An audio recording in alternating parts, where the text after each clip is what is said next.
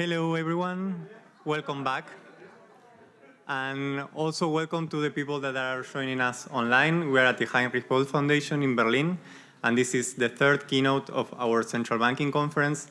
I'm really excited about this. Daniela Gabor will present collateral factories and the risk in states. I'm really thrilled to introduce Daniela. She's professor of economics and macrofinance at the University of West of England in Bristol. And I'm sure you are all aware of who she is and read her work, which is absolutely essential for all of us working on these topics. She made amazing contributions in pretty much everything that she has written about. But enough about that. I mean, you don't want to hear me speaking about Daniela, but you want to hear Daniela herself. So I leave the floor to her.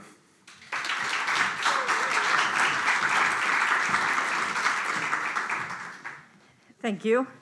I'll try with the mask on, just to be consistent with my principles and to avoid the fate of my last journey to Heinrich-Böll-Foundation, which was a bit more exciting, I hope, than this time. So let me start by thanking Pavlos in particular for choosing a title for my presentation. It was called initially The State as a Collateral Factory. He made an excellent choice, given that I didn't answer his emails on time, so he decided for me, thank you. It also intimated to some kind of class analysis in my presentation from the fact that there is a factor in there. I'm afraid I will disappoint you, but maybe not entirely. I have changed it a little bit so I can introduce to you one of my latest interests, which is, down, yes. Down. I thought you all know what the collateral factories are, so maybe I should start in a more surprising way. Can I ask for a show of hands how many people have seen this? Oh, this is much better than I expected. Okay, guys, this is not inviting your opinions on Stranger Things. Thank you, Clement. But it is to say that I think Stranger Things is a very interesting show for a variety of reasons. And if I was to summarize it very quickly and very crudely, Stranger Things is about a small town in the United States called Hawthorne, where all of a sudden the small town in the US finds itself confronted with a parallel supernatural world called the Upside Down, right? And you can see it, let me see, apparently I can give you some light. This is the Upside Down world that looks a lot like the small town, except that it's lifeless and dark. And there are monsters lurking around. And we find out in the first season, which Clement is right, was much better than the last season. We find out in the first season that the main character of the series, and I will have no debate whether she's the main character or not, she is. Oh. The main character of the series, a girl with superpowers called 11. She's the one who can open gates between the Upside Down and the normal real world. Of course, she gets superpowers because she was kidnapped by the American military, who did experiments with her, very much in the tradition of this kind of movies. So 11 is the one who opens up channels of communication between Upside Down and the real world. And the other character is called Will. Will doesn't have superpowers. He comes from a problematic family in some ways, or at least is depicted like that in the beginning. But he's very sensitive to what happens in the Upside Down. He knows when the Upside Down sort of starts to prepare to invade or to try to take over the little town. There is also a cast of characters that is helping 11 and Will in trying to fight, of course, the monsters. There are the monsters, and as we go through the seasons, these monsters become increasingly complex, increasingly powerful, and increasingly difficult to fight. And of course, the only one that has the superpowers to be able to fight back the Magorgons, the Mind Flayer, and Vecna, see, I still remember their names, is 11, because she has superpowers, right? And of course, there are Russians in the story, because it's a US series. And the Russians kind of sit around until the last season, and they just kind of benefit from the fight between the US military, the kids in the small town, and the monsters in Upside Down. okay? And there are many reasons why this has become a pop cultural phenomenon, not only because it's on Netflix and we were all bored during the last several years of the pandemic, not only because if you were born like me in the late 1970s, this is a show that reminds you of your childhood because it has very nice music, it has the atmosphere of the 1980s, so it plays with our nostalgia. But also, I think it has been very interesting, and many people have read it, as an account of how capitalism changes social relationships. The capitalism that is happening in the upside down is changing and devouring all forms of capitalism in the normal, regular world. And I think this is an interesting metaphor, so what I'm going to try to do today is to tell you a story of the European crisis as a story of stranger European things. Let's say if I can do this, if I can find out which button to press. So, when we think about Europe, especially these days, Europe has many interesting things happening, like in the little town in the United States, but we know that things are going really wrong in Europe when we see spikes in the interest rates or the yields that European governments pay above Germany, right? So every time you have a spike here, there is a worry that something is happening. And usually these points of crisis are narrated as either finally the market is repricing the debt of the European states in the periphery that should be paying a lot more than they are. Another way of telling this story is, well, you know, too much fiscal expansion or too little structural adjustment or structural transformation, too little appetite for reform. Or in the most sort of common narrative is there are speculative forces somewhere hanging out in European monetary spaces, and these speculative forces drive up and down these yields, and what to do, we sometimes have to respond to them. And the story that I've been telling with my research over the last, I would say, 7 to 8 years is that there is an upside down. And I'm sure most of you will recognize this. This is Zoltán Pošar's famous story of a famous map of the shadow banking world that we saw in 2011. And since then, I stopped writing about Eastern Europe and started writing about shadow banking because it's quite fascinating. And for Europe, we can think about this upside down or shadow banking as the plumbing of the financial system in Europe, the place where a lot of social relationships are changing, but in very complex ways that we do not keep very easily track of, particularly because we ignore this part of the upside down, which is the European repo market. And the European repo market is a very large market. I'm showing you here, it's around 10 trillion euros outstanding in 2021. This is as large as the German and French government bond markets put together in outstanding terms. And this is the market that circulates European sovereign bonds and creates or amplifies moments of tension or speculative positions. So if we think about this metaphor of stranger things, I thought, who would be the characters, right? Because this is the interesting part. Who plays the role first of 11, and I came up, at least Pavlos should recognize this one. I came up with 11 in the early first season. So remember, 11 is the one that does the conduit between the upside down and the real world. This is Alberto Giovannini. Yes, Alberto Giovannini is probably the most powerful Italian you've never heard of. And I could tell the story of stranger European things as the story of Italians doing things in European financial markets.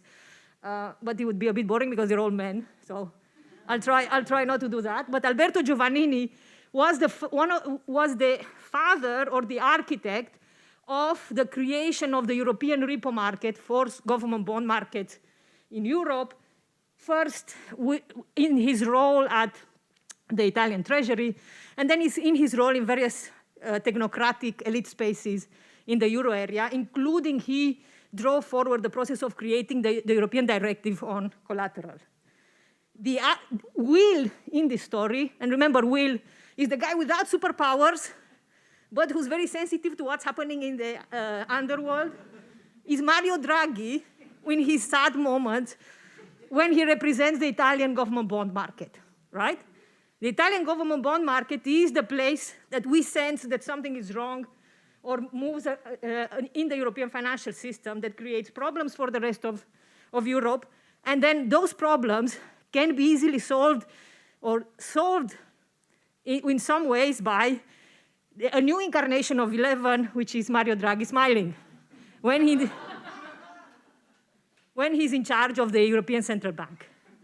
Right? So when Mario Draghi jumps from Minister of Finance or head of the Treasury to head of the European Central Bank, then he has the powers to fight back the destructive forces of the European financial system that can create particular types of problems for the European fiscal authorities, and from there can unleash a lot of changes in social relationships when we think about the fact that the fiscal authority is one of the most important guardians of the relationship between citizens and the European state and the social contract between citizens and the European state. Mario Draghi, of course, had to make way for others, so we have a French woman in this story. Very important, who are the many types of monsters lurking in the underworld of the European financial system. I just put one of them there to make about Ben Brown's work on asset management. This is Larry Fink, the head of BlackRock, who is moving lots of things around and lots of money around, and he's managing a balance sheet the size of the European repo market, which is quite fascinating in many ways in terms of the order of magnitude and in terms of the questions of political power that arise from there.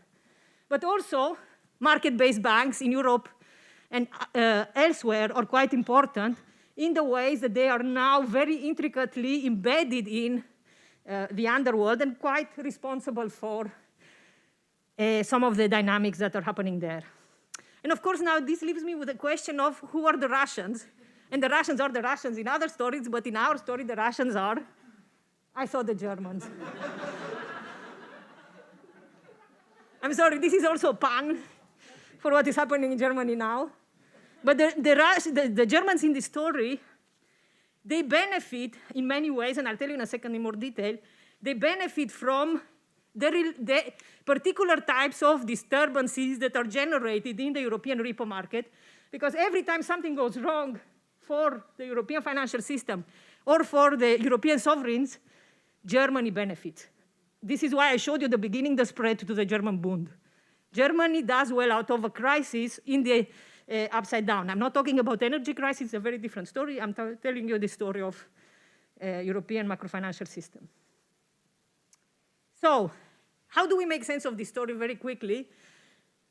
I think there is and I want to use this story to sort of make an argument that we don't have to think of the state only as a factory, a collateral factory, as a force that is feeding the upside down for reasons that have to do with the political economy of the Eurozone area, but we have to, this offers up an opening to think about the changing nature of governance and the changing nature of the state, not only in the Euro area, but elsewhere. And I want to tell you a story that draws on the critical macrofinance perspective, and there are two angles to this critical macrofinance. One that Katarina also alluded to yesterday, which is kind of obvious in some ways, is that private finance and the macro institutions of the state evolve together and adjust to each other, or feed institutional changes into each other. And this is a tradition that goes back to Hyman Minsky. I and several others have worked in it. Adam Tooze's latest book is written explicitly with this angle. But there is, besides this aspect of simply treating or paying analytical attention to this codependency or coevolution, there is a critical angle there in the sense that this coevolution is marked by political struggle. It reflects particular changes in political and social interests, in social blocks, if you want. And I put there a lot of people who are researching this, because also you will see I want to propose that we can have a seasons approach to European Stranger Things, and some of you have already contributed to some of the scenarios or the scripts of every season. But I think the serious point to take here is that we live in financial capitalism. We live in a world that could be described, I described it as the upside down. that generates particular forms and dynamics of institutional transformation that we need to pay attention to, because these changes rearrange economic and political power by configuring who gets financing and who doesn't. And I'll tell you a bit more about that in a second. But there are 4 pillars or 3, however, I've shrunk a couple of them into one. One is that we live in US-led financial globalization, and we don't see a stronger evidence of that than today. And I'll show you in a second why today is a special day for Europe. I'm not sure everybody applauds it, but it's a special day today. We live in the age of US-led financial globalization, and we've had a massive structural shift towards market-based finance, or towards that came with a glut of institutional capital. And I can explain what that means in more practice, but it basically means that the upside down, with its complicated plumbing, that generates crises up in the real world, it's not only a US or European phenomena, but it's spreading everywhere. It's spreading everywhere through a variety of forces and phenomena. And for example, the Liquidity and Sustainability Facility proposal of the United Nations Economic Commission for Africa is a proposal that really aims at bringing this kind of dynamics to countries in the African continent with the same promise of, I will show in a second, of better liquidity. And this is the punchline in a sense of this presentation. I have no idea how much time I have left, so you will have to stop me at some point because I'm probably halfway through only. Behind why this matters is that behind the macroeconomic architecture that we have, and I would describe it as a status quo architecture in the sense that it's the same one we had 40 years ago, which is the central banks are in charge. They do inflation targeting one way or another. And the fiscal authorities are subordinated to that, and that's how we tell the story of the macro architecture we have. What we have seen is an emergence of a de-risking state. And this de-risking state does things to stabilize both new types of money and credit that are created by the forces that are operating in this upside down. And it also helps the creation of new types of asset classes. And I'll show you in a second what I mean by this. They include housing, nature, and green spaces. And in a sense, this is why the upside down, or the Stranger Things, captures very well the structural phenomena at play here. Because remember, the logic of the upside down is that it tries to invade and take over our real, very small American town with its nice, happy kids. So what is de-risking?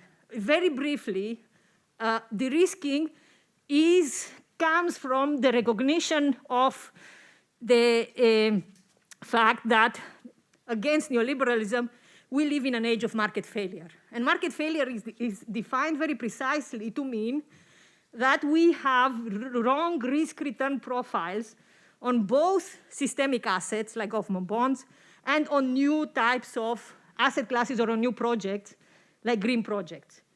And this market failure means that the returns are too low compared to risks, or risks are too high compared to returns. And that means they are not generating the kind of private investment or the kind of financial stability that is necessary for our financial system and our economy to, for example, decarbonize or to grow or whatever. And with this growing importance of the new concept of de-risking, we have a change in the logic of state intervention or in the logic of state operation that I have called the de-risking state. And that means the state is increasingly urged to develop institutional vehicles and mechanisms to change risk-return profiles in a variety of ways. And you can think about it as a form of redistribution that moves risk from private balance sheets onto the state so that it can achieve certain public goals or public ambitions without changing the existing macro-financial order. Nothing changes in the macro-financial status quo, just the state makes it easier for capital to go wherever it would like to go, but it doesn't want to do it on its own. So with this in mind, I want to propose you at least 4 seasons of the Stranger European Things. In season 1, is the world-building season, right? That's where we find out what is happening and who does what. And that's a season where the state becomes a collateral factory. This is, again, thank you, Pavlos, for the title. And the state becomes a collateral factory under the changing logic of the relationship between the central bank and the financial authorities in the 1980s and 1990s, and it creates the exorbitant bond privilege. In season 2, we get monetary de-risking. And I will say a bit more about this. The de-risking state has many ways in which with which it can intervene to change risk-return profiles. The first one that matters and becomes normalized is monetary de-risking, which is at some point the central bank will say, and has said, well, we have to intervene in government bond markets because risk-return profiles are out of sync, and they can destroy the financial stability, and they can change the effectiveness of our transmission mechanism. The entire logic of intervention of the European Central Bank in government bond markets since 2008 is a logic of de-risking, and I will convince you about that in a second. In season 3, this is the season when, in Stranger Things, I'm stressed because Clement has watched them much closely than I have. But if I remember correctly, in season 3, the monster goes really everywhere, and he starts controlling the minds of the citizens and inhabitants of this little town. And in our season 3, the de-risking state goes beyond monetary de-risking and starts to do fiscal and regulatory de-risking under the promise or under the assumption that the state cannot directly change anything. It cannot, because it cannot spend, cannot do public investment. So what it will do instead is to mobilize, catalyze private finance to create the de-risking partnerships. And of course, in season 4, we are in it now. The inflation monster comes and complicates everything. So very quickly, well, are you keeping time? You're good. As in, how much time have I left? Like 20. Good. Okay, then we can go slower. I can breathe a bit.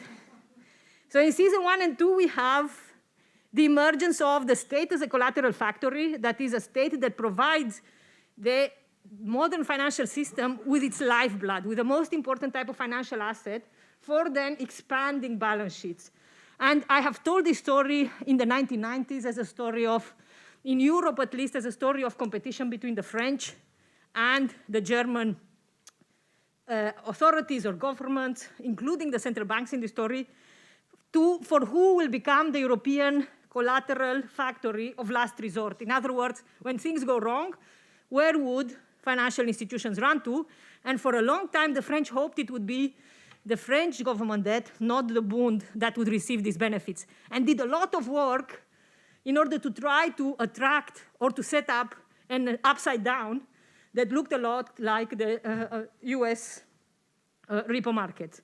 And it's just not, it isn't just me. Ben Lemoine is also working on it and doing some really interesting work on the French Treasury. By the 2000s, once the euro is created, the European Central Bank, in a sense, sanctions the privilege that the Bund or the special status that the Bund has and the German state has as a collateral factory, first, but inadvertently. So I wouldn't say that it is a deliberate policy. Sometimes we have to remember in these stories things happen without the state really intending it. So the ECB, in a naive, nice fashion, said, well, you know, we should treat all collateral factories like the same collateral factory because this is Europe. And to do that, every time any member state sends me its collateral, I would treat it the same. So if the Greek collateral factory works for me the same as the German collateral factory, no reasons to discriminate between them. Then, of course, the Dutchman said this is wrong. We in the Netherlands have never done anything to change or subvert European rules, and therefore the ECB should not sanction fiscal indiscipline. And this has always been at the core of debates in the European monetary system, that the relationship between the real world and the upside down in Europe, it's always a conflict between the monetary and the fiscal authority, a conflict that the fiscal authority usually, I'm afraid to say, loses, except for Germany. And we know that the ECB, in a sense, did not notice that the Bund was becoming the safe asset of last resort for Europe, or the safe asset for the European financial system, when in 2005 it decided against intervening to try to push back against speculators that were engaging in breakup trades. In other words, what has happened since 2008 in European government bond markets is not knew, it had happened before, the ECB was warned in the Financial Times before that it had to intervene directly. It had to buy Greek government bonds, sell German bonds, in order to make sure that clever people working in finance were not taking advantage of the institutional pathologies and dysfunctionalities of the European monetary space. And the ECB decided to do nothing, or not something very significant, because it was afraid precisely of the charge that it was monetizing government debt. It was monetizing deficits, and of course, this is not part of is not allowed in the European treaties. And then I think the most important part in the story of monetary de-risking comes after 2008, when what we had in Europe is a move or a crisis that starts in the US, moving into the European repo market for a variety of reasons that had to do with positions of European and other shadow banks. And the ECB, under Trichet, refused to do anything significant about it. Until, of course, the wheel of our story, or the Italian government bond market, came under so much pressure that the ECB had to recognize that the lender of last resort for Europe, for the euro area, is not functional as a backstop. This is quite fundamental, and I think if you read very carefully between the lines of some of the work that the ECB has done, they will accept that it's procyclical, because it uses, and I don't want to bore you with the details, but it uses the same mechanisms for pricing collateral that create destabilizing liquidity spirals. And finally, against Bundesbank opposition to the market maker of last resort, in September 2012, Draghi goes and says, I will save. He takes on the 11 hat, and he says, I will fight back against the upside down. And he didn't have to do anything. This is how there is almost like a supernatural power, right? You just go and say, I will do whatever it takes, and then the disaster stops. And then he doesn't have to do literally anything. But you will see, because this is a story of the upside down and the monsters becoming increasingly powerful, whatever it takes is not enough anymore. So we have now variations of whatever it takes. And these are called closing the spread. And the latest iteration is a transmission mechanism protection, which again is a framing of de-risking. It says, I don't intervene to help any government. I will think of ways in which to basically mislead or to satisfy the Germans and the Dutch that this is not helping governments, just to make sure that I have to protect my collateral factories from the pressures of the European repo market, from the pressures of the upside down. And I've wrote about this, the idea that not all monetary financing is the same, in a 2021 report, and I just put it here, not because I wanted to be as self-referential as I already am on my slides, but because it is the Heinrich-Böll-Foundation that published it, so I wanted to say thank you in the house here for this. A bit of the story of what I just told you is in there. So we are in season 3, and in season 3, this move, this normalization of de-risking interventions that was allowed by the fact that the state became a collateral factory and then had the circumstances push the central bank into monetary de-risking, this now becomes a more normalized and more extensive intervention in risk-return profiles along a broader range of financial assets. And I thought I would tell you just to convince you, because sometimes people say, well, what is this word de-risking? Where did you get it from? I think this was the first time when I met it, and this is from the president of the World Bank Group, who said we have to start by asking routinely whether private capital, rather than government funding or donor aid, can finance a project. If the conditions are not right for private investment, we need to work with our partners to de-risk projects, to de-risk sectors, and to de-risk entire countries. I mean, this quote could have been written by Sven Giegold and could have been pronounced here, looking at you.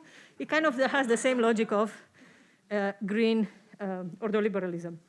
It's the same language that we saw in the G-funds, the Carney-led financial coalition that is promising to bring trillions of US dollars into climate investment. It's a story of de-risking. It's the same logic of the US government post-Trump that has gone from being a climate denier to starting to build the foundations for a de-risking state. And this is John Kerry saying, in order to get investment in the climate transition or in decarbonization, you have to blend the finance, that is put private and public finance together, de-risk the investment, and create the capacity to have bankable deals. Okay, exactly the logic of de-risking that I've described to you at the beginning. And he lists a set of sectors where this should be done, of course. And what I found even more interesting is that the same language of de-risking is present in the IPCC report, on the latest one, which has been hailed by many, and I think for the right reasons, as one of the most progressive IPCC reports. But when it comes to telling the story of macrofinance solutions for decarbonization, it is a story of the de-risking state. And I wanted to show you how the market-based finance and the upside down of the shadow banking world is starting to infiltrate many areas of the public provision or of the contract between citizens and the state. And this is an example from housing as an asset class out of a report that I've done with Sebastian Kohl from, well, Berlin. I don't know where he is now. He's somewhere here in Berlin at the university, where we describe 3 types of de-risking interventions that have made it easier for institutional investors or institutional capital to become your landlord, and if you're living in Berlin, decrease your heating by some amount of degrees this winter. And this includes regulatory de-risking that is guided by the logic not to regulate the sector better for public outcomes. It is guided by the logic of what regulatory changes do I need to put in place in order to make sure that Blackstone buys some more flats in Berlin. This is the basic logic of it. And I've listed here, and I don't want to bore you, but we can discuss it in the question and answer time, the EU social taxonomy, the Solvency II regime for pension funds, the Alternative Investment Fund Directive for private equity companies, the process of STS securitization in the Capital Markets Union. All these are a complex of de-risking measures with a specific intention of making it easier to transform houses into asset classes. Then you have fiscal de-risking at national level, because this is not something that the European fiscal capacity exists to do, and that goes from the tax treatment of particular types of equity, housing equity, to the way in which financial governments, particularly in the periphery, under the pressures of the ECB's decision of how to deal with the sovereign debt crisis, set out bad banks to mop up the housing crisis and use the state balance sheet just as a vehicle to put houses into institutional ownership. And that's the case of the Sareb bank in Spain, the bad bank, is a very powerful example of that, I think. We also have monetary de-risking there in the ECB's collateral treatment of mortgage-backed securities. That is an example of, again, monetary de-risking. The more interesting one that I'm working on now is Repower Europe, the new plan to reduce European dependencies on Russian fossil fuels through shifting into alternative sources of energy and green hydrogen. Green hydrogen is the next big thing. I am convinced, not because I wanted to, but because, funnily enough, the Germans wanted to. For the German government and the German industries, the idea is that you can transform your local industries, you can decarbonize them by encouraging them with measures of fiscal de-risking, like carbon contracts for difference, to move into green hydrogen or green ammonium as a source of energy. Of course, this requires high capital investment, and that's why you have fiscal de-risking. And I've just given you here, there an example of the way in which this is already changing political economies in various African countries that I have started since May this year in African Green Hydrogen Alliance. And Germany is developing green hydrogen partnerships with several countries. Very importantly, to study, I think, is Namibia. And this, to me, then brings up the question of how do we organize decarbonization in the story of European Stranger Things, as a small green de-risking state. And there are several measures that one can contemplate that are already moving into the direction of regulatory de-risking through the sustainable finance taxonomy, of fiscal de-risking. And I think the interesting example for fiscal de-risking is the way in which the German energy policy has encouraged or supported the emergence of a renewable energy market, but not a renewable energy industry. And this is a long story to tell here, but if you read the piece that I've published in the German Jacobin, and this gentleman in the back thinks that it's a very good translation of my English, if you can read the story there, it is a story of Germany pioneering fiscal de-risking measures in order to mobilize private capital and to create a renewable energy market. The same logic of fiscal de-risking is in carbon contracts for difference that we can discuss in the question and answer session, that are at the core of Repower Europe. There is very little new money in Repower Europe, and that the new money that is there is going to be used for basically providing incentives or mobilizing private capital into green hydrogen projects to decarbonize industries that cannot be decarbonized with renewable energy. The LNG contracts, there is a lot of debate in Germany about them. The logic there is, again, the state has provided some de-risking measures, and the hope is that the LNG terminals will be transformed into green hydrogen terminals to receive the billions in imports of green hydrogen that Germany is planning for. And beyond the European Union, we also have the growing reliance on public-private partnerships, which is the most normalized vehicle for fiscal de-risking. It's quite big here, but I haven't found a lot of research on Germany's PPPs. I would be interested to do that. But they have been pushed as a way of mobilizing trillions for SDG development in countries in the global south. And the latest G20 meeting, where the Partnership for Global Infrastructure Investment was announced, again relies on this logic of de-risking. Of course, then we still have the monetary de-risking in the ECB decarbonization agenda. And since last week, this story has complicated a little bit.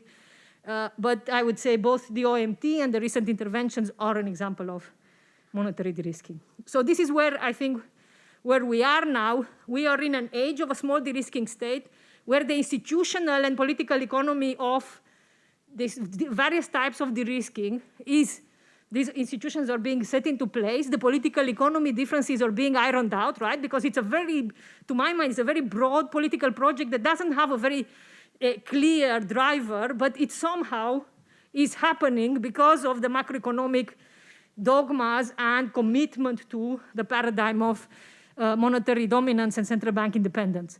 And I would argue that there are three important consequences for this. One is that we can't be very hopeful about decarbonization with this approach. Then the global south can be very hopeful about decarbonization either. And in particular, both here and in countries in the global south, it de facto privatizes and financializes public good, from water to education to hospitals to airports to prisons. Everything you can think of can become an asset class as long as the state assumes some risks and makes it easier for private investors to come in. Then we are in season 4, and I thought this is enough as a picture for season 4. Anybody knows what happened today? Were you clicked onto Twitter? Today we are at parity with $1. I think this is enough of a story. I mean, it's much more complicated. I'm being a bit glib here. But we are in a particularly difficult moment in the macro-financial history of the Eurozone because we are using the wrong tools to solve some problems that have very structural challenges and cannot be sorted out by this small de-risking state. So where do we go from here? And I think there is a lot to be done. First is to develop more broadly a political economy of the de-risking state.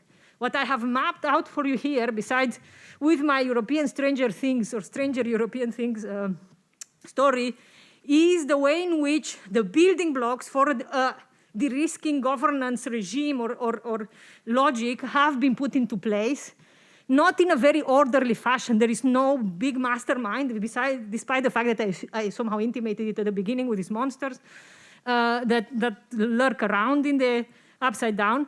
There is no big driver, but what we are seeing is these building blocks being increasingly normalized and articulated together in a coherent political project, I would say. I'm not a political scientist. I'm an economist that doubles down as a political economist. So I would like to invite the political scientists and political economists to work more on this political economy of the de-risking state. First, by looking at varieties of monetary de-risking. What does monetary de-risking look like in a high inflation regime? And that's why I would say that this approach sort of creates some space for central bank agency, because we now know that not all central banks are the same, and some central banks do monetary de-risking with more ease than others.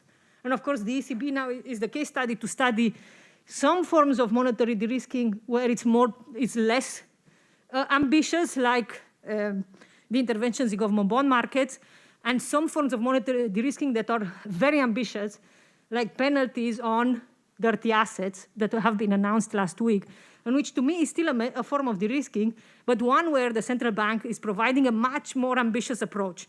I can see people disagreeing, it's fine. I'm not saying that they will solve the climate crisis, I'm saying agents of private capital. The story is not that easy. Then we have varieties of fiscal de-risking, which is to say that the entire project of decarbonization without changing the relationship between the central bank and the Ministry of Finance, and however we want to call it, a Ministry of Industry, will mean just new forms of fiscal de-risking that are, or instruments of fiscal de-risking that are used in order to try to decarbonize in a market-led fashion.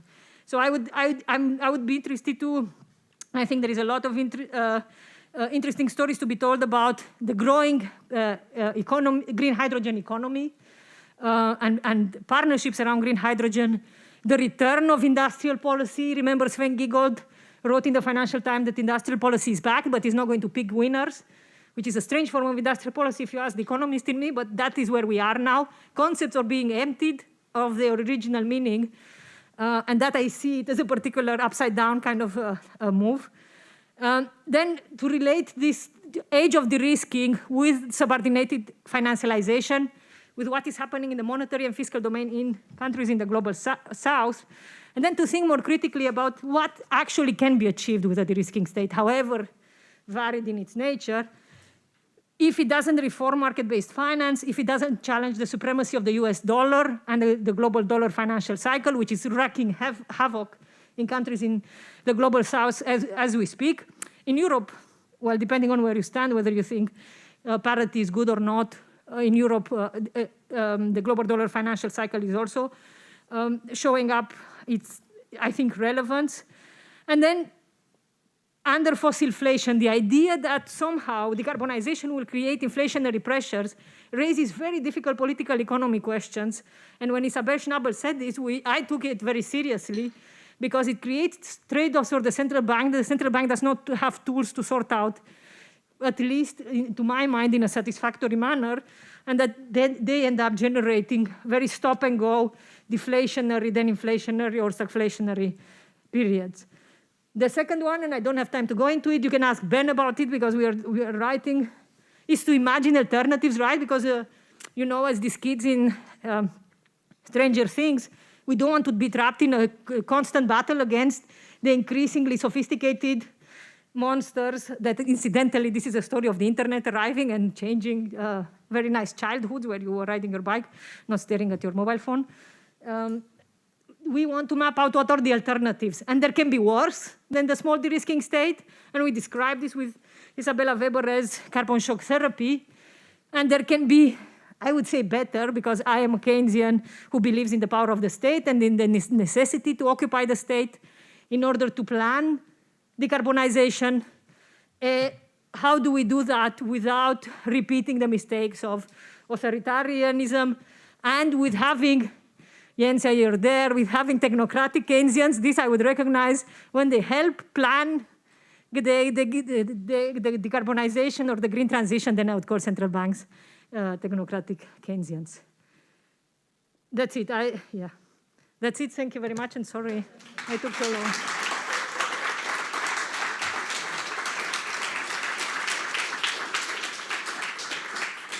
Great, thank you so much, Daniela. And now we have time for Q&A. So, yep, I see already many hands up.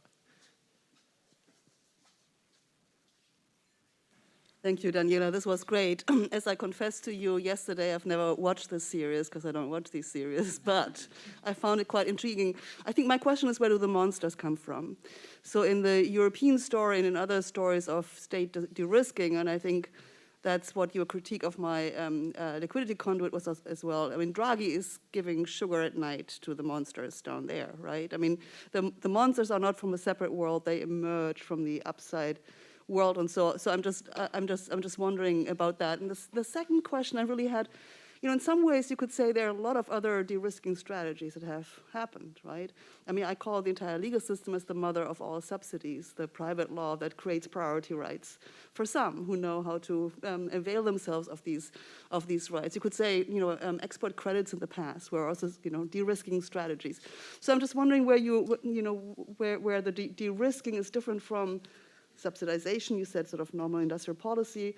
What is sort of the specific thing? You could say maybe that's a small state that uses the capital markets in a different way, but I'd just like to hear a little bit more about this. Thanks.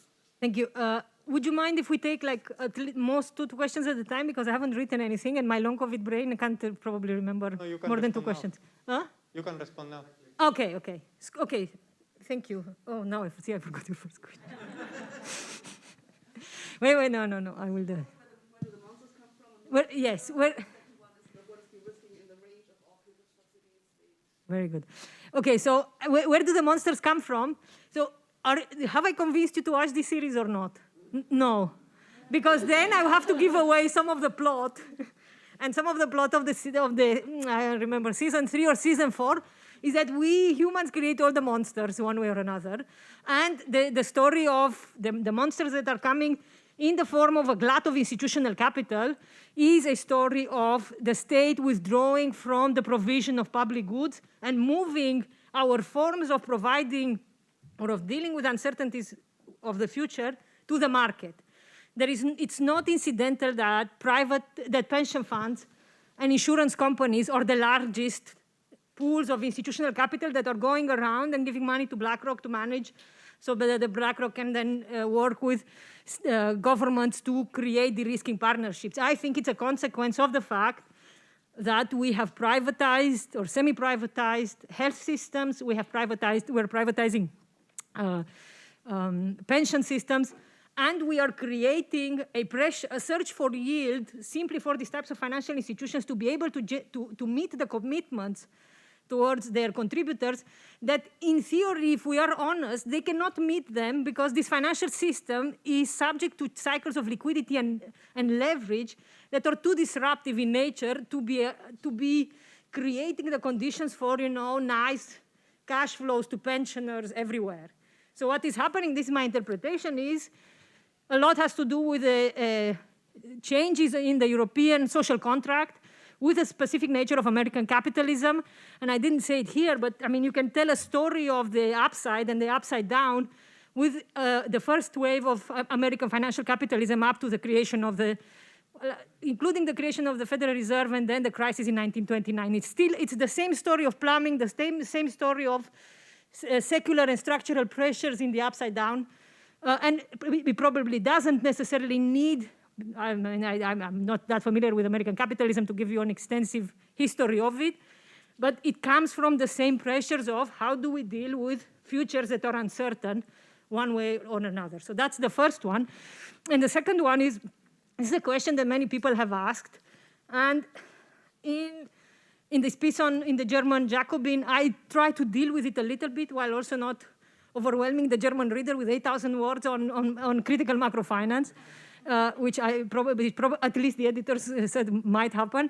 And the definition of the risking that I use there are state interventions to change risk returns of financial assets, which is very different from industrial de-risking, where you provide certain subsidies and guarantees, but the ultimate aim of these interventions is to either grow some winners, some industrial winners, to direct credit into certain areas the logic is guided by a different set of public priorities.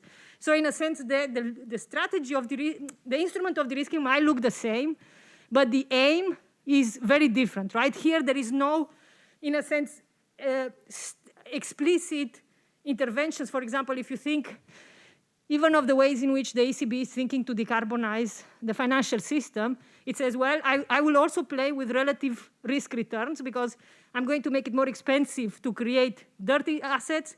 I'm going to make it more expensive to create, or cheaper to create green assets, but I express no specific preferences for what should be the level or the quantity of credit flows that goes into each sector, right? If there was a strategy of industrial or de-risking for industrial purposes, then the European Central Bank would say, well, the European finance industrial ministers have told me X billions of credit have to be given to green hydrogen sectors in these European countries. I'm going to ensure that this amount of credit flows there. So the logic of de-risking is different, and I should make that more explicit when I define it. Yes? Yeah, well, you anticipate my question. So industrial de-risking would be circuit du trésor, right? Would be? Like the circuit of Benjamin Lemoine and Eric Monet, that would be industrial de-risking. Yes. But your today, de-risking is financial de-risking. But you say it's the same nature of the instrument. So what's changed? But so what is our criteria that we want to build a taxonomy of the different instrument of de-risking, right? Because if you want to engage in a normative criticism, then it's not enough to say that de-risking state is bad, because state has always de-risked a private investment. So what is the criteria that we want? And shouldn't it be the distributive consequences, right? So with the winners and the losers between the state and the private firm.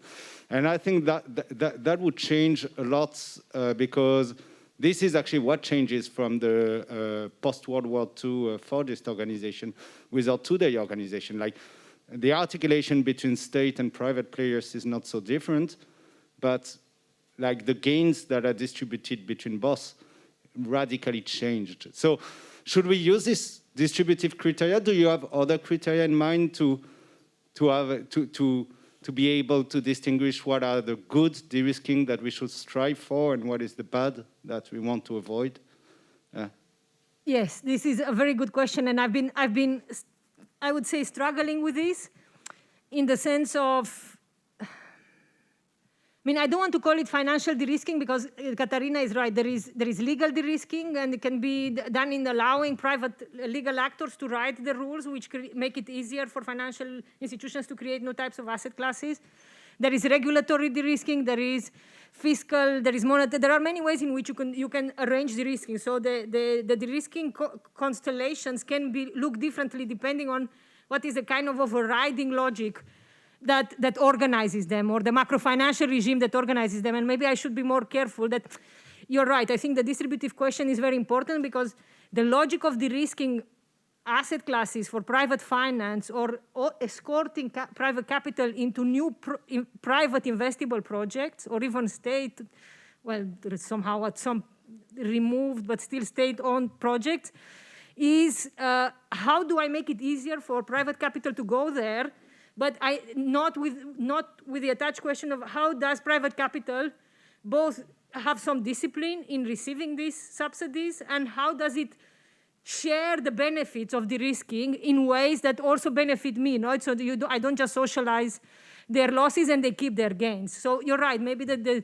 distributional aspect is very important because in effect, and I said this at some point, but I didn't make it strong enough, is that there is a redistribution of risks, and that also has broader distributional consequences in the sense that it is clearly a political game to assign profits and to contain losses for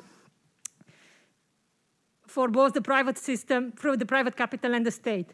And I'm writing now a piece with Ndongo Sambasila from Rosa Luxemburg Foundation in Senegal, where we're looking at the green hydrogen partnerships that Germany is signing with, in this case with Namibia. We're using Namibia as a case study because it's easier in some ways since it's quite advanced and it has a lot of de-risking there, and even the logic of the $10 billion green hydrogen project in Namibia, it says,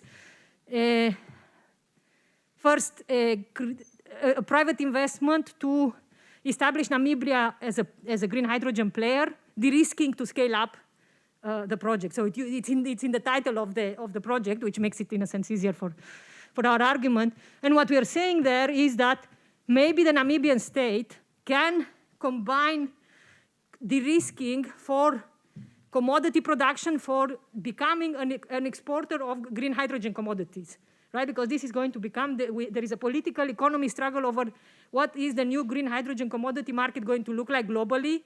And the sad truth of it, in a way, is that China is so far ahead in competitive terms that it's not that Namibia, I don't think even Germany or any European country with the kind of political economy we have at the moment and with the macro-financial regime we have at the moment, we can never catch up with them. So what we are saying is, well, you can do commodity de-risking so to generate some revenues, and then you should do the green developmental state to try to set up your own kind of distributional processes locally that create some local green industries. Because if you rely on the Germans to de-risk your green industrial policy, forget about it. It's not going to happen. It's just, that doesn't make any sense. So I think also we have to study the possibility that these two have to go hand in hand. You know, moving away from the comfortable leftist position of throwing bombs at the people who do things and criticizing them, trying to be, I don't know if constructive is the word, because I'm still a cynical person, but trying to think through, like, is there some way in which these two can be combined in a way that benefits also the state and the citizens, but in a meaningful, structural way, not just, and transformative way, not just, you know, the story in Namibia now is, well, the Namibian state will benefit because we are going to give them an equity stake in this project that is financed by a German, is done by a German company with a private equity company. So these are just a constellation of what I call the Wall Street consensus, and they're expecting Namibia to issue 500 million green bonds to buy their equity stake, which would basically double their foreign or their Eurobond debt. It's mental. I mean, the project to me is very strange. And I know I'm a European sitting here and being wise about what people in countries with a much more difficult political economy are doing. But I want to point the finger at the people around here, wherever they are, who are creating, again, the false promises of de-risking, and very explicitly so. So yes, thank you. That's a good suggestion. Great, thank you, Daniela. That talk was about as good as it gets, I think. My question is about this figure behind you and the typology, although I think it probably might help us to also think about, you know, types of de-risking that amplify shocks rather than allow it to be absorbed. So it seems, if we look at this, that the difference between big green state and small green de-risking state is quite big. It seems like the gap between small green de-risking state and carbon shock therapy is not so great. How close are we to going into carbon shock therapy? What are the kind of things that are preventing that from happening, or are they already happening? Well, I would have said yes before I had a lunchtime conversation with Ben, and where are the other two? Here is the colleague, I'm sorry, I should remember your name, but you convinced me that Germany is not sleepwalking into carbon shock therapy. My answer until... So the idea of carbon shock therapy, just to clarify for those of you who have not read the piece that we published, is that to take an analogy from my childhood, as you see, you're getting to see my childhood in very different ways today. So my childhood was spent in the 1990s in Romania. And Romania was one of the countries that was very much a subject of experiments with shock therapy that I would attribute not only, but very importantly, to Jeffrey Sachs, who somehow is not paying for his experiments in Eastern Europe. And the logic of shock therapy was, well, you know, the Romanian or formerly planned economy has industrial sectors and state-owned companies that are shouldn't be allowed to exist or to be subjected to market forces in a way that they can prove their competitiveness in the market. So what they did was to say, to make sure that you can prove your competitiveness, we're going to take away your access to credit, we're going to increase the price of your imports, we're going to increase the price of your labor, we're going to withdraw all fiscal support and try to leave. And the story is very clear. The combination of monetary and fiscal austerity, which was the logic of the Washington Consensus, which I didn't have time to go into, but I'm assuming you're familiar with it, was explicitly a logic of structural transformation of transition. And this is very striking to me to read about the decarbonization or the green transition now, because it's the same language that we heard in Eastern Europe with undershock therapy, right? And where is the parallel there? The sort of economic reasoning and legitimacy for it was to say, well, the problem with the centrally planned economy is that it doesn't get prices right. It sets prices in a way that will never lead to a proper allocation of capital. It creates disturbances, white elephants, problems that are so insurmountable that the only thing to do is to get prices right. So that's what the logic, and this is the same logic of increasing carbon prices. It starts from the assumption that the market cannot generate the right price signals in the same way that the plan could not generate the right price signals. So what you need to do is somehow put aside all your political instincts that say, well, you shouldn't really increase carbon prices because you don't have a plan of what to do with the poor people who will lose their jobs. In Eastern Europe, they said, well, let the poor people deal with it. They had 40 years of communism, now time to pay for it in some way or another. Don't love this. I think there was some people thought that we had it good for a very long time, although in Romania we didn't have it very good because we had a crazy guy in charge, so yeah, it was a bit complicated. Anyway, so then we have, I think, the right-wing call for the right-wing who accepts there is a climate crisis says, okay, but why do we need a state in there? This will make things worse. Just increase carbon prices or change price signals, and also make sure to implement monetary and fiscal austerity, because if you don't, the price signal will not work. You cannot shield private companies from the price signal if you continue to give them subsidies like Germany has done for a while, or if you continue to give them monetary subsidies or access to preferential credit. So the logic is take away all the mechanisms for support that exist, and if they survive, great, then they can decarbonize. And I think in some way this is what it could be happening, I thought, in global countries in the global south, because the IMF is now gearing up a whole institutional mechanism to say, well, we need structural transformation, we need decarbonization. You guys don't have money, we don't trust your central banks to do anything else but target prices, increase carbon prices, and let's see what happens. But somehow, our neighbor from the east has decided that maybe Germany should try this approach first.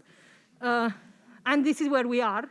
I would say, I mean, I have to confess, and this is why the colleague here convinced me that maybe I am a little bit too speculative with the German capacity to plan, because I thought that Germany doesn't, I mean, what is required over the next 6 months to 1 year in most countries that have to decarbonize rapidly is to say, okay, if we don't go with the price signal, because the German state could just sit back and say, well, I mean, okay, maybe decarbonization has arrived a bit earlier than we expected, because frankly, this is the kind of price that we should see if we are serious about increasing or decarbonizing. We should see very high prices for natural gas and for oil. So if you are a right-wing government, you could say, well, okay, go for it, guys. Let's see how you survive in an environment where Russia is no longer subsidizing your ability to delay decarbonization. You could tell this as a story as well.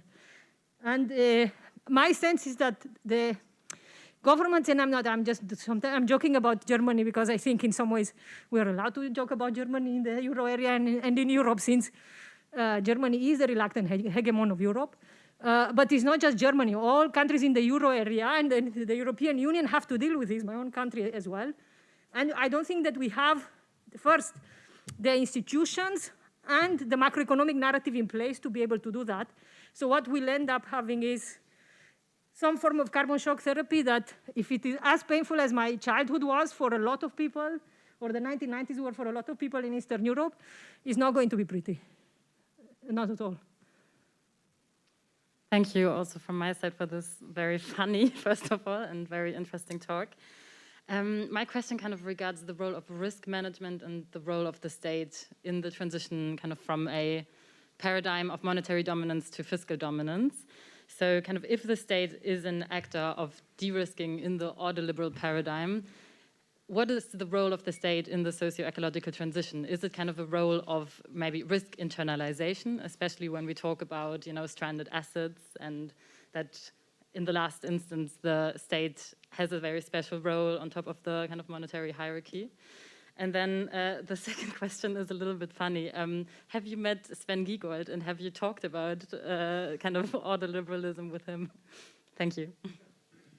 Okay, so maybe I will start with, so if I understood correctly, your question is, what does the small green state do with respect to stranded assets? Or? What's the role of the big green state in regards to stranded assets, and if it's the role of risk internalization also? So, I mean, the big green state is to me a configuration that tries to close down all the potential mechanisms and avenues through which it is possible for private finance to escape the conditions or the attempts of the small green state to try to decarbonize, right? So stranded assets or fossil assets are, in a sense, quite interesting in that respect, because what we have seen, even where we have some credible efforts from central banks or regulatory authorities to say, okay, you have to get rid of some pension funds, have to get rid of some of dirty assets, or I don't know, Shell or Total bonds. What it happens is that private equity funds are buying them and then managing them, often with the same allocations from the public pension fund that used to own that asset in the first place. So it's a little bit like a dog chasing its tail. And of course, the difficult question then is, the reality, as I understand it, is that what we need to do now is not to invent new technologies or new things, is we need to stop digging fossil fuels from the ground. And that means that I think only some centralized state authority can say, we'll have to stop these things and we'll have to create. And I think I think this was online when Heinrich-Böll-Foundation organized this conference in May. Some of you might have been here. There was a very interesting, and I have to say, as a union member, I was very happy because some of my union reps in the UK are not as effective fighting against our government in the same way that this lady was. And she said, look, I'm in charge of just transition plans for a union or for a European Confederation of Trade Unions. And the problem is unions are always portrayed as resisting decarbonization because they have vested interests or they have jobs in fossil fuel sectors. And you think, okay, fair enough, but if these people are told you'll not longer have your nice job in an oil company, but you have to have a precarious job trying to learn how to install solar panels somewhere, of course they resist it. It just makes sense. I would resist, in the same way I'm resisting attempts to make my job precarious. So the question of stranded assets is indeed the state has to take it over, but work with trade unions in the same way, in the way that this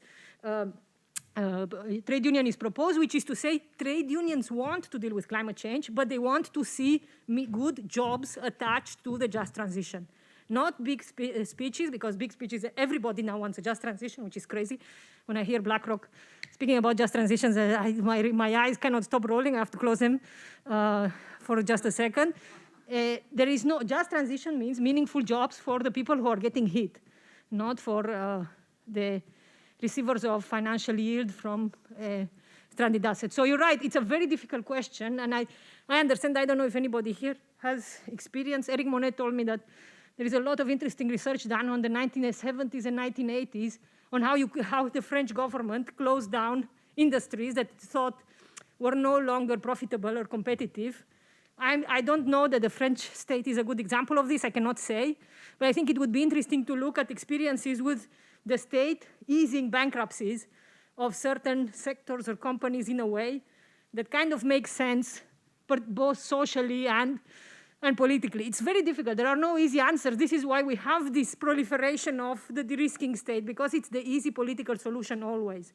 To say, well, we can't do much, but the private sector will do it if we just dish out a little bit of some form of subsidy or guarantee. And the second, how did I? Well, I know Sven Giegold from our time on the same side of the barricade trying to change the European financial system. I think, I would say that Sven Giegold is an interesting example of somebody who's trying to create some momentum for decarbonization through the strategic mobilization of ordoliberalism. Now, this opens up many kinds of wars because apparently every German has a different opinion on who is ordoliberal and who deserves to be called one. And for me, this is not so important since I don't particularly have any stakes in it. But he does use the overall logic of, or the overall umbrella of green ordoliberalism to say, we have to do a lot more things than ordoliberalism probably would agree with, at least the ordoliberals of the 1940s and 1950s. But this is the only way forward. I mean, in a sense, they were unlucky, I would say, the German Greens, because to come into government and then have Russia invading Ukraine is a very difficult thing anyways, much more difficult when you're green, and then you have to end up having to choose between coal and nuclear.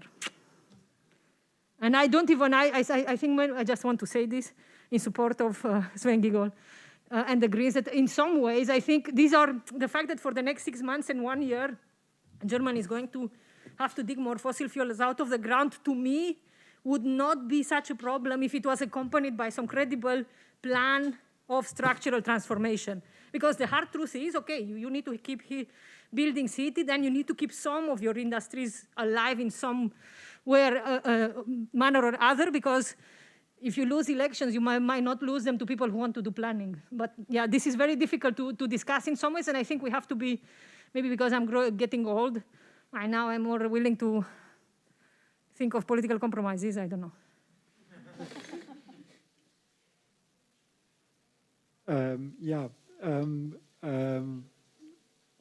On political compromises, so I saw Ben also present the regimes yesterday, and finally now I've sort of gathered my thought, because I think it's very powerful taxonomy, but it strikes me that there is something very much in between this small de-risking state and the big green state, and I think that comes out nicely with the issue of housing, which I think your report on housing is really incredibly insightful, particularly the study of the Dutch situation, where you have on the one hand these privatized pension funds that then via US asset managers investing back into housing that used to be social housing, right? So you used to just have these funded directly via the government budget, and now we're funding it via Wall Street.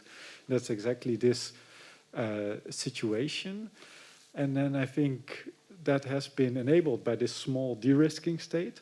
But now I guess there is something emerging in between these two options that is definitely not the big green state, but that is in various ways creating risks for investments that are not sufficiently energy efficient, and that in that sense are really also not the de-risking state. So you have the ECB measures that you already mentioned, screening the assets themselves much more as collateral, also pushing the credit rating agencies now to take all these energy efficiency criteria into account in designing credit ratings. That might then also impact credit ratings even outside Europe. Then also Repower EU, you already mentioned, really starting to impose mandatory deadlines for energy efficiency measures on social housing, on private rent, and then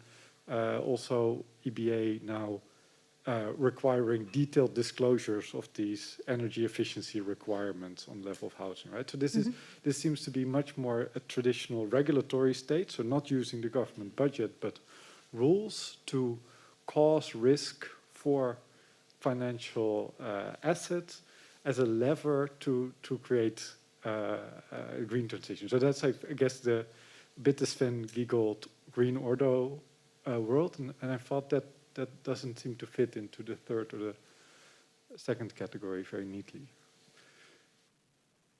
Yes, I'm not sure. So I mean, in a sense, it was neater to argue this in a time when most central banks would say, or most regulators would say, well, we'll subsidize green, but will not penalize dirty, because I think one of the arguments around the small green state or the de-risking state is that it bribes financial actors without penalizing them. But I think that maybe was a bit too narrow a definition, in the sense that, of course, the logic of de-risking is not to say that you only reduce the risks for a type of assets that somehow are consistent with your public policy priorities, but you also increase the risks for other assets that are inconsistent with your public policy priorities. So to me, it still belongs there in the second category, in the sense that the state is saying, I want less credit flows in this, and I want more credit flows into this, but I don't express a preference about the specific nature of the credit flows. I just set up some broad parameters for why it should be more expensive for you to invest in, of course, to invest in this kind of asset classes, right? And okay, maybe when the state mandates that, it says, okay, if you don't have, I don't know, I have to read a bit more about it. Does the Dutch state say, if you don't have this, don't meet these energy requirements, then? Uh-huh.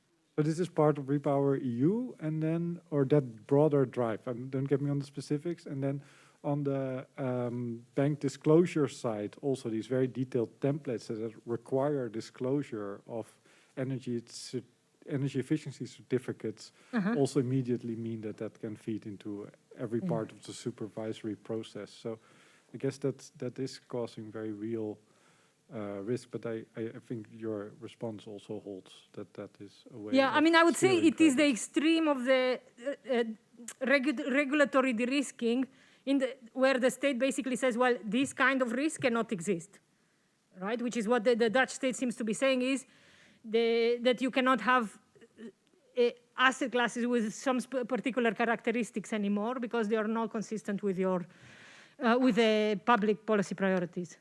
So I have to think more about this, whether it really, I mean, I'm not suggesting that the age of the de-risking state means that the other things that the state does disappear. They don't disappear. There is just a new logic of governance and of governing that is becoming increasingly driven by de-risking, not that everything else falls away. I mean, I'm not saying there's some big institutional rupture happening here. But yeah, I'll think about it more. Thank you so much for your talk. I can follow well all the arguments, and I have the question regarding this point on the big green state. And I'm wondering, to what extent is that applicable to the countries in the global south? Because, I mean, if we consider the countries in the periphery, in import dependency and foreign capital dependency, we are actually de-risking the state is often kind of the means for the governments to access capital, or that's also how they often justify, if this kind of cases pop up for public, that's the way to attract the FDI to the country. So if they say no to that, where does the money come from for them for the green industrial policy? Very good. I think that's a very legitimate question, and hopefully this piece on the green hydrogen dreams of several African countries that hopefully will come out in the Boston Review soon. It clarifies that, of course, one cannot just assume that because I don't know, somebody dreams of or has a. And I think what we have to recognize for countries in the global south, and Namibia is a very clear example of that, is that for 40 years, there was no space, like significant policy space, to have a developmentalist ideology that we had in the 1950s and 60s, and in some post-colonial states in Africa, right? And this space for a developmentalist ideology is back. So when you read the government of Namibia plans for green hydrogen, they say explicitly industrial policy, structural transformation. I mean, if you didn't look in open up the black box of what do they mean in practice, it just reads like the developmental state is back, okay? And so I think that's an important part to recognize that the ideological terrain on which the de-risking state is playing has changed massively since the days of the Washington Consensus. And we also have to think through, or to accept that even if this ideological terrain has changed, it doesn't mean that all of a sudden Namibia could afford to say, well, you know, these investors are bringing 10 billion FDI into my country, and maybe I will have an equity stake in it, maybe not. There is a lot of debate around it, but if we park it for a second, it's very difficult to say no to that, right? And I know this from other countries where, of course, there is both a financial dependency and then there is a technological dependency, right? So you say, okay, these investors are ready to come. They also have plans to educate Namibians I think in Munich University, basically to create a small workforce for the green hydrogen industry. It's very small. I mean, this project, which is 10 billion, is larger than the GDP of Namibia for 2021, is promising to create 3,000 permanent jobs. And I think Heinrich-Böll-Foundation has like 1,000, right? Or I don't know how many employees it has, but 3,000 jobs for the equivalent of an annual economic output is very little. However, so going back to your question, if this is an opportunity because the ideological space is much more open, the way in which this can become an opportunity for countries in the global south, this is a political economy question. So let's say, yes, Namibia is able to put this green hydrogen project together, or South Africa has one, Senegal has several. Everybody's constructing green hydrogen valleys everywhere. And if they are able to somehow become a green ammonia, meaning in the case of Namibia, actually it's not green hydrogen, but a green hydrogen or green ammonia exporter, and to acquire some export revenues because they are very good at negotiating with the foreign investors, how to distribute these, then maybe there is a space to do some form of a big green state. And this is the argument we're making in this piece, that to do that, to create a big green state or some state-led industrial policy, you cannot rely on de-risking.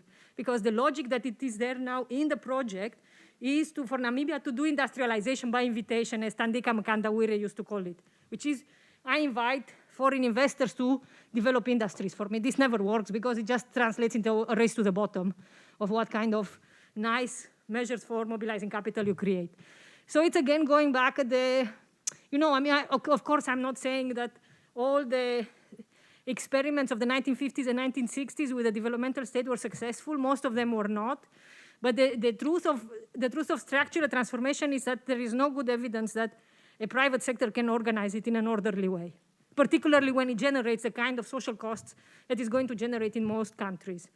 So that space is then becomes, okay, how do I use the revenues that I get in order to create, and one suggestion that I got from somebody today on this, commenting on the piece that we're writing is, why isn't Germany creating industrial partnership alongside hydrogen partnerships with Namibia? I mean, if it's serious about structural transformation, it shouldn't just create the space for commodity extraction, because Namibia has water that it can desalinate, it has wind and energy that can create green hydrogen, but it should also do what China is doing. We always talk badly about China in countries in the global south, particularly in Africa, but China is the only country I know of that has an industrial partnership in creating green mobility with, for example, Uganda.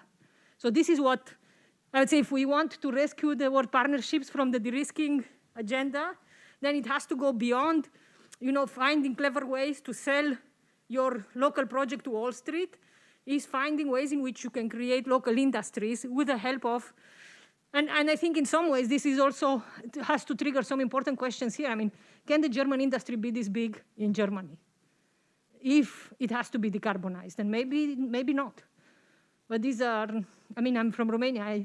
We've gone through the largest deindustrialization and the most disorderly deindustrialization that probably the entire continent has had, well, maybe except for Russia, in the last 100 years. And usually, I mean, some of a cynical account of it is that the industrialization in Eastern Europe was very functional for Western capital. So I'm not very hopeful, but at least this is where I would go.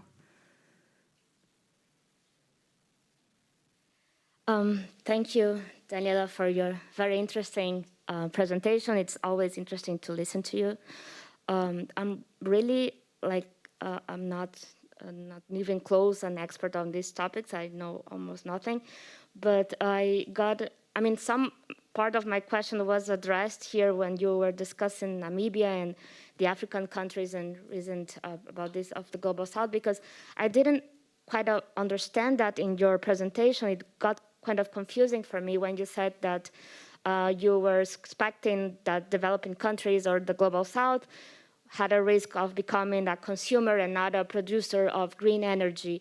And that was kind of a bit confusing for me, because I worked with green energy project in the south, specifically in Brazil. And of course, we have different legislation on how the energy market works.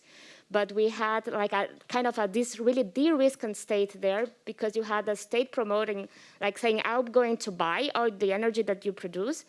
And you had a developing bank that is not going to finance the project, but creating bridge loans. So you gave de-risk the risk for the banking sector. So I had in my mind at least, that the risk was actually to get everything privatized, because of course that strategy is more profitable for the capital sector. And the risk was also to increase balance of payment constraint, because you will increase your import content instead. And of course, you have distributional consequence of the projects that you make, like displacing people to create wind farms and biomass projects that were in place in the early 2000s. So that was kind of confusing for me when you put it like that, but I think I was kind of wrong. Yeah, sorry. No, I apologize. I think I should have been more clear. So I'm not saying that countries in the global south or everywhere cannot generate their own renewable energy. They become consumers of green technology, right? So in order to put, I don't know, the wind turbines or the hydrogen pipelines or the desalination plant or the plant that takes the hydrogen and transforms it into a green ammonia or the electrolyzers, all this is green tech or clean tech that needs to be imported and, of course, generates balance of payments dynamics. But the idea would be, and if you look, for example, at Kenya or South Africa, there were some attempts to try to create their own industries, to create their own solar panels or their own wind turbines. And, of course, then the question is it China or is, I don't know, Germany or Europe the real competitor for these countries? But again, I think the ambition would be that there will be some autonomous capacity to create green technologies and to manufacture green technologies locally, so you don't accelerate your balance of payment or your trade deficits and your current account imbalances. So that's what I meant. I'm not saying that countries do not have, and I guess one of the advantages of trying to, and one of the reasons why, for example, Germany is pushing these green hydrogen partnerships is basically that there are countries who have abundant resources of wind and energy, and Germany can produce or deliver the green tech to be able to, for these resources to be basically transformed into a commodity that can be consumed locally or exported. So yes, I'm sorry, I should have been clearer. Thank you so much, Daniela. This has been truly amazing.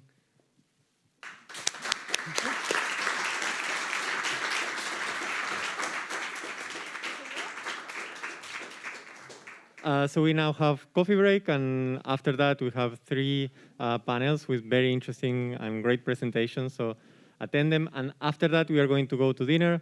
We are yet not sure where, but you can follow Pablo's lead. First of all, the panels start in half an hour, but the presenters should make sure to be there 10 minutes before, if possible, to arrange the PowerPoint.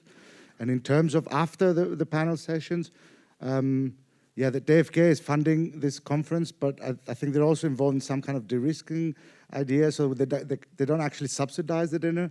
But we said that at the end of Albrechtstrasse, at the end, there's quite a few restaurants and places and bars where we can sit outside. So we thought after the panel sessions, we can all head in that direction, or people can find us there later if they want to go back to the hotel or something first. So that would be, thank you very much.